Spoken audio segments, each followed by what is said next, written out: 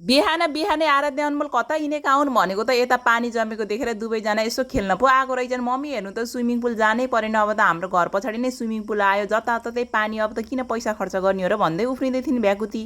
दुवैजनाले ब्रस गर है भनेर बुरुस हातमा पक्राएर छोडेको त दुवैजना यता बुरुस समाएर खेतमा आएर उफ्रिराखेका छन्। अनि आराध्याले मम्मी हेर्नु न कस्तो राम्रो माटो पनि कति राम्रो देखिरह, अनि पुरै सेता सेता ढुङ्गा, यिनीहरू त मोती त होइनन् भन्दै खोज्दै थिइन् आराध्याले। मेरो पालो के को मोती हुनु, छिटो हिँड, अब हातखुट्टा धोएर स्कुल जाने टाइम भइसक्यो भनेर यता अनमोल चाहिँ हातखुट्टा धुन थालिसकेको थिए। आराध्यालाई पनि बल्ल बल्ल फकाएर हातखुट्टा धुन लगाए। अनि त्यसपछि आराध्यालाई नुहाएर यता रेडी पनि भइसकिन् आराध्या। केटाकेटीलाई जति सफा राख्छु भने पनि हुँदैन, यता हेर्नुस् न भर्खर नुहाएर ड्रेस के लगाएकी थिइन्, गोल गोल रानी भन्दै घुमिरहेकी थिइन् आराध्या। यता अनमोल चाहिँ फोनको दर्शन गर्दै थिए। आराध्याले किन छोड्दिन् र आएर दुवैजना मोबाइल हेर्दै थिए साथीहरू। मोबाइलको दर्शन सकिसकेर दुवैजना निस्के स्कुलतिर। त्यसपछि यता बाबा पनि रेडी भइसक्नु भएको थियो। आराध्याले चाहिँ आज घर बस्न पाइयो, पानी पर्यो भनेको त फेरि स्कुल जानु पर्यो भन्दै स्कुलतिर हिँडिरहेकी थिइन्। Okay by.